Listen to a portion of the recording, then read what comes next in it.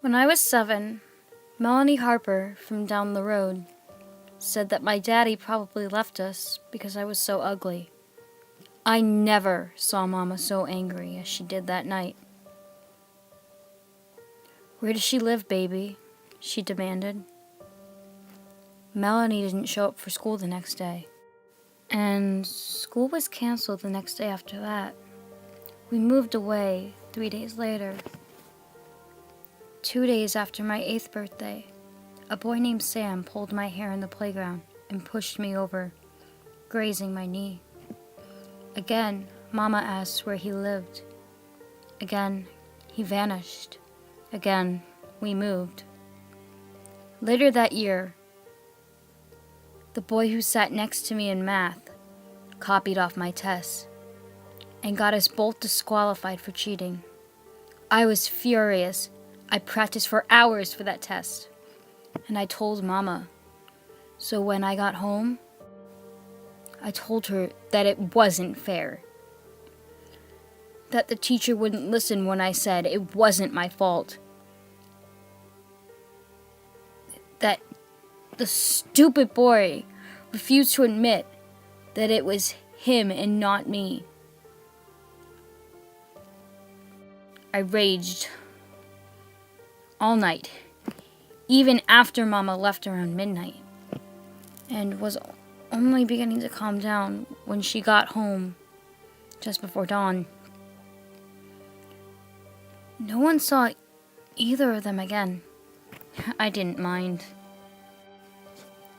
When I was 10, my best friend Lizzie called me stupid and said that we were only friends because her mama told her to be nice to the freak with one parent. This time, when Mama asked where she lived, I refused to tell her. She found her address in the directory instead, and though I pleaded with her not to go, she jumped in the car and left. I didn't sleep a wink that night, and when morning came, I knew that Lizzie, too, had vanished. The police arrived to take Mama away yesterday. They finally found their link. On the night each child was murdered, Mama showed up on the doorstep of their house.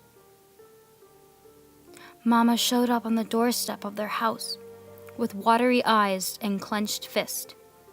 The bereaved parents said that she told them that they needed to keep a closer eye on their little monsters, that they should be grounded for their own sakes.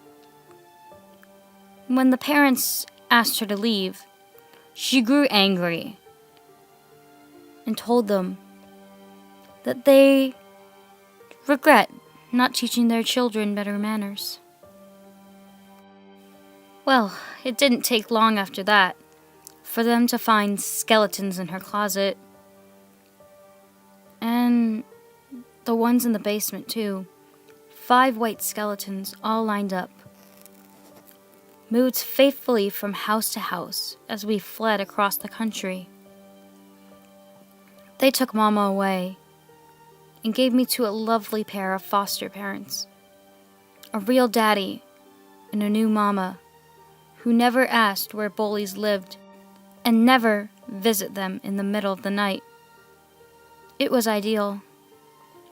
Poor Mama. Not one of those parents ever took her warning seriously. And how can she stop me now that she's behind bars